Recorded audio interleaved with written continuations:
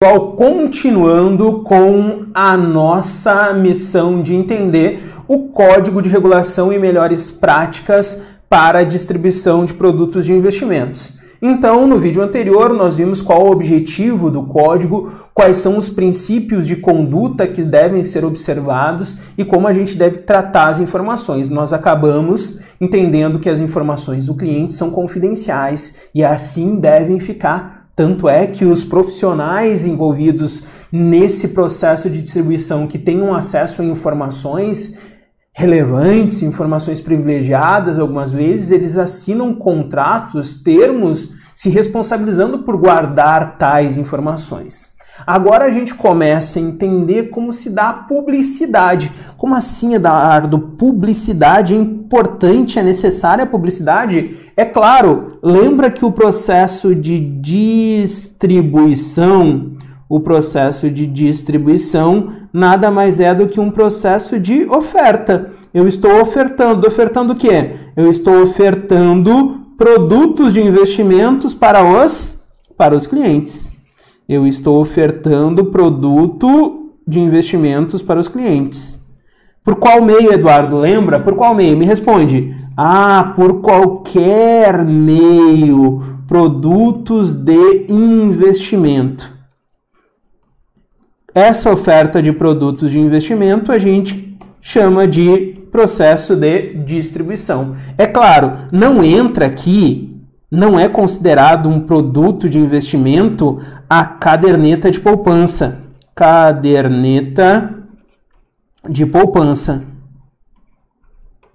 Lá no próprio código diz o seguinte, dentre o processo de distribuição de produtos de investimentos, excetua-se a oferta de caderneta de poupança. Nem no código caderneta de poupança é considerado investimento. Bacana? Então, excetua-se a oferta de caderneta de poupança aos clientes como parte integrante do processo de distribuição de produtos de investimentos.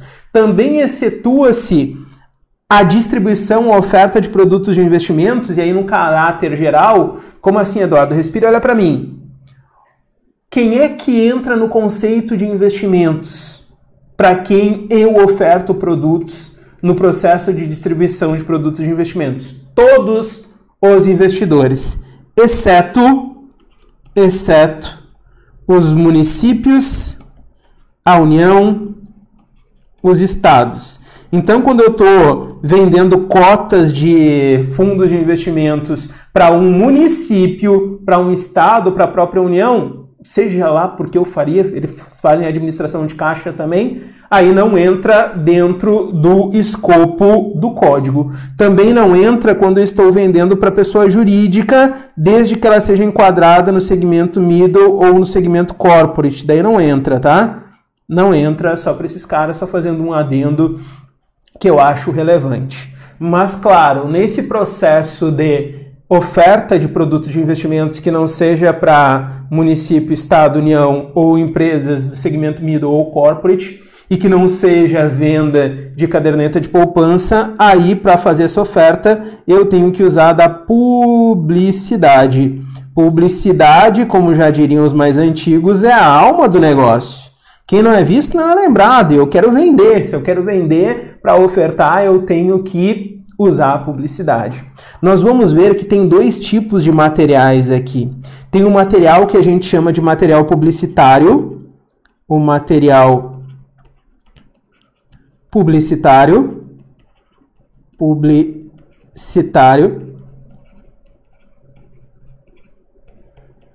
que é quando eu falo de produtos de investimentos de maneira geral, quando eu falo do processo de distribuição de maneira geral. Esta publicidade que eu faço utilizando material publicitário tem a função de eu implementar a minha estratégia comercial e mercadológica.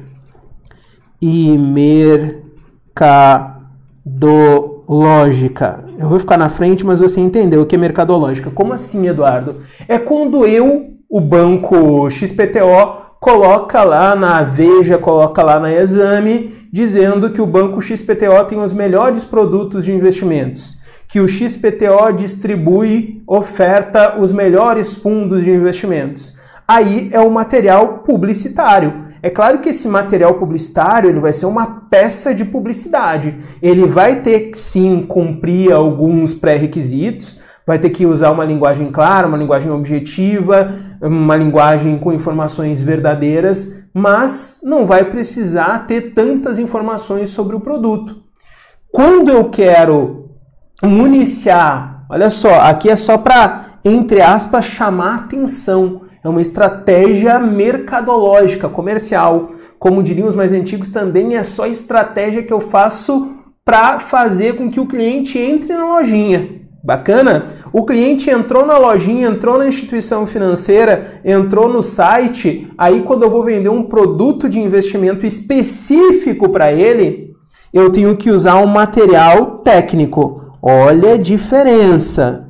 Quando eu quero apenas implementar a minha estratégia comercial, mercadológica, eu uso uma peça de publicidade, um material publicitário. Agora, quando eu quero dar subsídios para o investidor tomar uma decisão, se ele investe ou não investe em determinado produto de investimentos, aí eu uso material técnico. O material técnico, sim, vai ter informações sobre o produto e ele vai ser destinado para a tomada de decisão, do investidor. E é claro, esse material técnico aqui, ele vai ter que ter várias informações sobre o produto.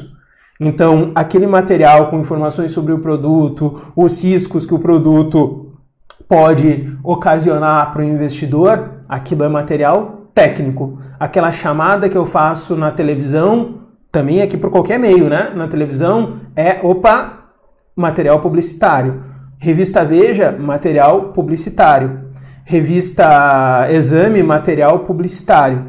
Agora, aqueles documentos que eu repasso para o investidor, para ele tomar ciência mais aprofundada do que é o produto especificamente e tomar a decisão, aí é um material técnico. E lembra que a publicidade, assim como a distribuição, pode ser feita por qualquer meio. Bacana? Então, olha o que trata da publicidade lá no nosso código. Durante a publicidade, é a obrigação da instituição participante, claro, de seus funcionários, envidar seus melhores esforços no sentido de produzir material adequado aos investidores. Como assim material adequado aos investidores? De acordo com o nível de conhecimento pressuposto do investidor, eu vou construir materiais adequados que conversem e consigam informar de maneira adequada o investidor, sempre utilizando transparência, clareza e precisão das informações, fazendo uso de linguagem simples, clara, objetiva e adequada aos investidores e potenciais investidores, de modo a não induzir a erro. Olha só isso daqui, ó, cheira a questãozinha de prova. Eu tenho que utilizar a publicidade da maneira mais clara, precisa possível, evitando sempre de induzir o investidor a erro. Lembra que o investidor, principalmente lá no material técnico, ele vai tomar a decisão com base naquelas informações. Então eu não posso usar informações que gerem duplo sentido, que induzam o investidor a erro. Eu não posso de modo algum induzir o investidor a erro. E claro, conter informações verdadeiras, completas, consistentes e alinhadas com os documentos dos produtos de investimentos distribuídos. De novo, como a gente salientou no primeiro vídeo, a informação é fundamental. É com base nessas informações que o investidor toma a decisão, investe ou não investe. Especificamente, material publicitário. Sempre que a instituição divulgar um material publicitário, de novo, em qualquer meio de comunicação disponível, deverá em destaque constar um linkzinho ou um caminho que direcione o investidor ou potencial investidor ao material técnico. Aqui fica claro. Olha só, o material publicitário, de novo, é para fazer o chamarisco, como diz o outro. É para chamar a atenção do investidor. É para fazer o investidor entrar na lojinha, entrar na instituição financeira. Entrou na instituição financeira, bacana. O material publicitário fez já a sua tarefa. Agora, eu tenho que direcionar esse investidor ao material técnico. Porque lembra, o material técnico é o que vai ser utilizado pelo investidor para tomar de fato a decisão. Então, lá na prova e na vida, toma cuidado. Sempre que eu usar um material publicitário, eu tenho que ter um caminho, olha só, se for publicidade por meio digital, eletrônico, enfim, coloca um linkzinho que joga o sujeito lá na página que contém o material técnico. Então eu falo, entre no nosso site, entra e saiba mais, o caminho direcionando esse investidor ao material técnico. Então, de novo, isto não vai mais esquecer, o material publicitário serve para chamar atenção, mas sempre eu tenho que chamar atenção e dar as informações, dar os subsídios específicos sobre o produto de investimento para o investidor tomar a decisão. E estas informações estão onde? Estão lá no nosso material técnico. De modo que haja conhecimento de todas as informações e características, inclusive quanto ao risco do nosso produto, certo? Então, publicidade, beleza, é necessária, pode ser utilizada, mas seguindo regras. Seguindo regras quanto à clareza das informações e quanto à integridade das informações. Posso utilizar dois tipos de materiais. Material publicitário para chamar a atenção e sempre conduzir, depois de ter chamado a atenção do investidor, conduzir ele ao material técnico que vai ser utilizado para ele conhecer mais o produto e tomar as decisões. Olha o que contém o material técnico e olha por que esse material é essencial, é ele utilizado para fins da tomada de decisão de investimento. É com base no material técnico que o investidor vai tomar a decisão de investimento. É esse material que, por exemplo, você vai disponibilizar ao cliente quando ele senta na tua frente e diz que tem 300 mil reais para investir e que está ali para receber algumas ofertas. Você vai dizer, não, a gente tem um fundo renda fixa aqui, a gente tem um fundo multimercado, a gente tem um fundo de ações. Eu já saio oferecendo para o cliente? Não, a gente sabe que não. Primeiro a gente entende o cliente. Lembra o primeiro passo? A gente não pode ser afobado. Eu não posso recomendar, ofertar o produto sem antes analisar o cliente. Eu tenho que fazer a análise do perfil do investidor. Fiz a análise do perfil do investidor, fiz suitability, vi se os produtos são adequados, aí sim, o senhor é moderado, então olha só o multimercado aqui, que bacana para o senhor. Beleza? Então, primeiro passo é sempre fazer a análise, depois a gente vai para o processo de fato da distribuição. E para ele tomar a decisão, a gente vem aqui para o material técnico. Tem que, claro, deixar bem claro quais são os objetivos, as estratégias, o público-alvo, a carência, se houver, a tributação aplicável, as informações sobre os canais de atendimento, nome de emissor e principalmente aqui, olha só, classificação do produto de investimento nos termos do artigo 49 do Código. O que é isso? Artigo 49 do Código. Importantíssimo. Lembra que o processo de suitability, respira e olha para mim. Lembra que o primeiro passo antes de eu oferecer o produto é fazer a análise do cliente. Eu vou fazer a análise lá do perfil do cliente para enquadrar ele em conservador. Vou usar só 3 perfis, tá? Geralmente, via de regra, as instituições usam 4. Eu vou usar 3. Imagina aqui que tem o conservador, o moderado ou agressivo. Olha só. Eu instituição financeira, tenho sim que fazer análise do perfil do investidor e falar para ele, olha só, de acordo com o questionário que eu apliquei aqui, com as informações que eu colhi, tu é conservador, moderado ou agressivo. Mas as instituições financeiras também têm que, e é isso que mostra o ponto 7 aqui para nós, classificar os produtos de investimentos. Como assim, Eduardo? Exatamente isso. Aqueles produtos de investimento que você oferta aí nesse processo de distribuição, eles também têm previamente uma classificação de risco. Não tem, quando a gente olha a televisão, uma classificação etária ali, 14 anos, 12 anos, 10 anos, classificação livre. Os produtos de investimentos também vão ter essa classificação. É claro que não em termos de idade, é classificação em termos de risco daquele produto. A gente pode colocar a classificação aqui em números romanos 1, 2 e 3. O 1 tem risco baixo, menor de todos, o 2 moderado e o 3 é muito risco. Na verdade, as instituições usam uma escala de 1 a 5. Se você fechar os olhos, vai lembrar que você já viu um material desse tipo. Ao fundo de investimento XPTO é grau 4. Então, exatamente isso. Você também classifica os produtos. E olha que bacana, você vai ter a análise do perfil do investidor, que vai classificar ele como conservador, moderado ou agressivo. E você vai ter a classificação também dos produtos. Daí você vai ter, opa, para o conservador eu vou indicar o 1, os produtos que estão enquadrados lá no 1, de baixo risco.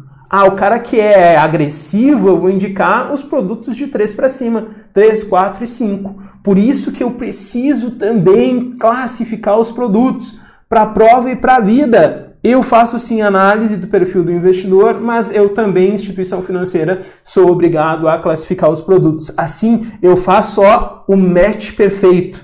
Deu o casamento perfeito entre o perfil e o risco, o grau de risco que aquele produto pode propiciar.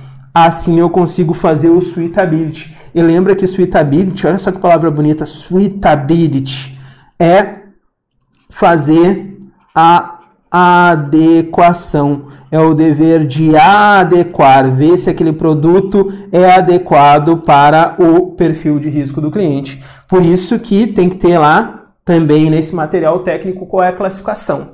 As instituições financeiras usam uma escala de 1 a 5. Menos arriscado até mais risco. Do 1 menos arriscado até o 5 com mais risco. E, claro, uma descrição resumida dos principais fatores de risco, incluindo, no mínimo, aquela santíssima trindade, né? Crédito, mercado e liquidez. Eu tenho que ter nesse material técnico. É com base nele que eu vou tomar decisão. Invisto ou não invisto. E, claro, dependendo do tipo de produto que eu estou oferecendo para o cliente, tem que ter os famosos avisos obrigatórios, tais como, esse daqui é um mantra, né? Rentabilidade obtida no passado não representa garantia de resultados futuros. A rentabilidade divulgada não é líquida de investimentos. Olha, isso daqui cai na prova de vez em quando em outros assuntos. Lembra que a rentabilidade que é divulgada não é líquida de impostos, né? Não é líquida de impostos. Fundo de investimentos, por exemplo, os impostos não vão impactar no valor da cota, vão impactar no número de cotas. A maior parte dos outros tipos de investimentos que não fundos, a gente só paga a rentabilidade no final do período, no resgate ou no vencimento do título. Então, por isso, a rentabilidade divulgada não é líquida de impostos. E outro ponto importante, olha só, o investimento em fundos de investimentos, por exemplo, não é garantido pelo fundo garantidor de crédito. Lembra, né? Fundo de investimentos não tem garantia do fundo garantidor de crédito. Mas se fosse um CDB? Bom, Eduardo, se fosse um CDB é ou não garantido? É. Se fosse CDB, precisava desse aviso obrigatório? Não. O aviso obrigatório, ele vai existir quando ele for pertinente, quando ele for obrigatório para aquele produto de investimento.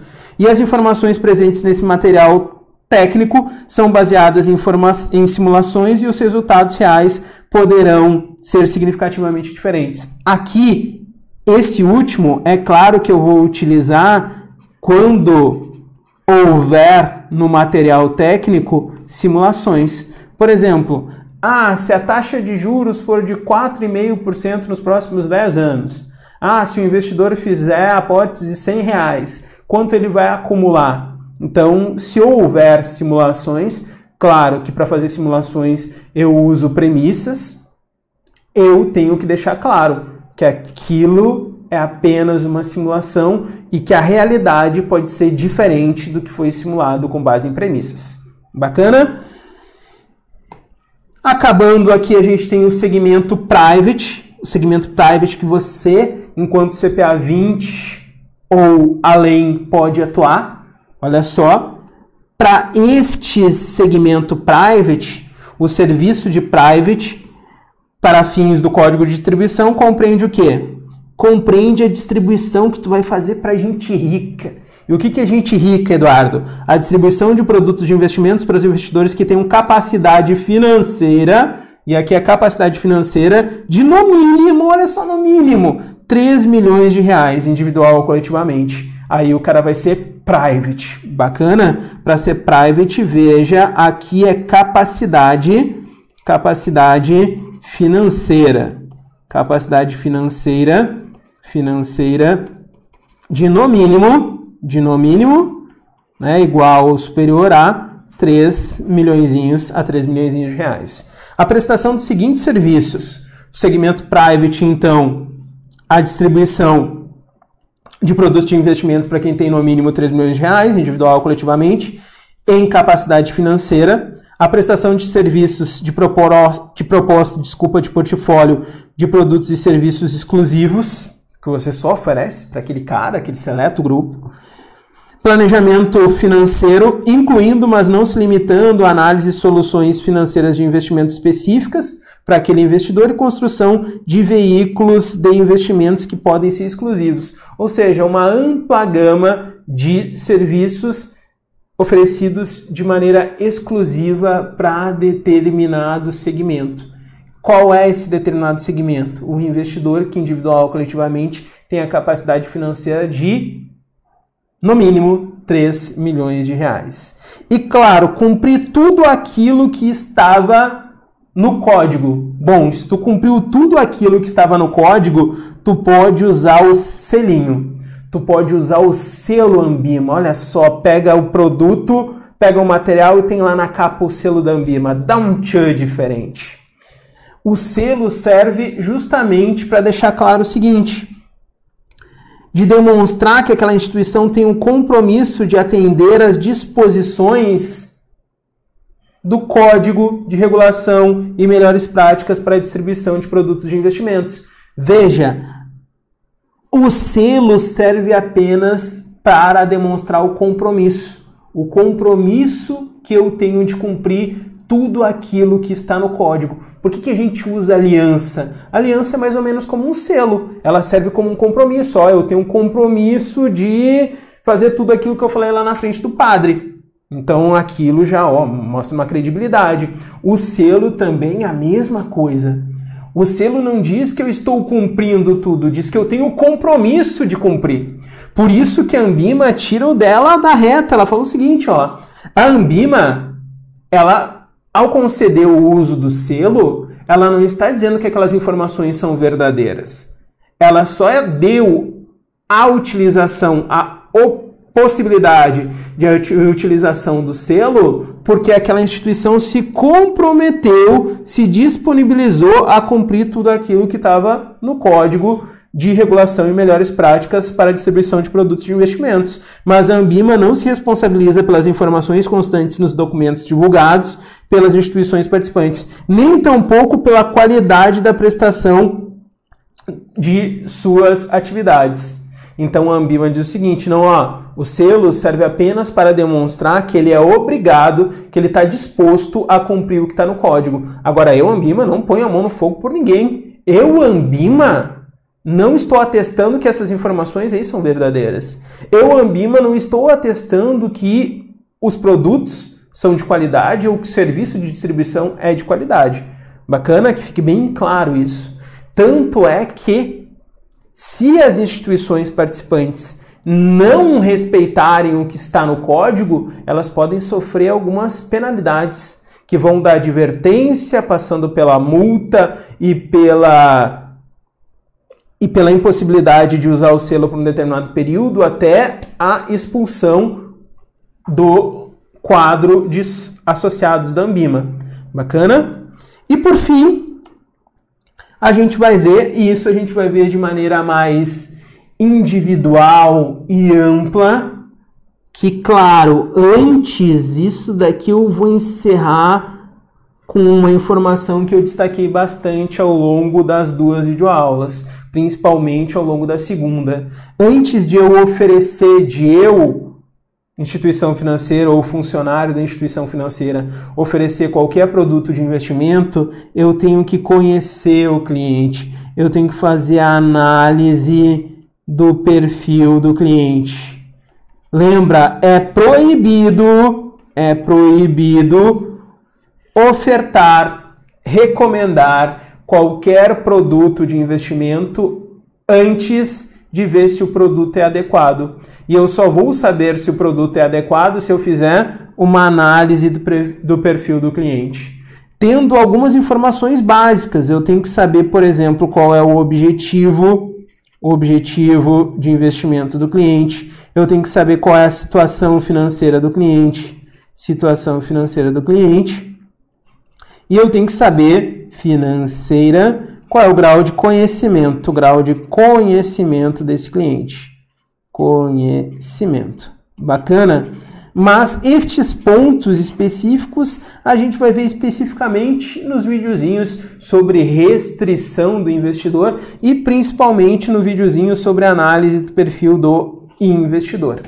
E o processo de distribuição especificamente dos fundos de investimentos, a gente vai ver também quando estivermos tratando de fundos de investimentos, para não ficar tão abstrato assim.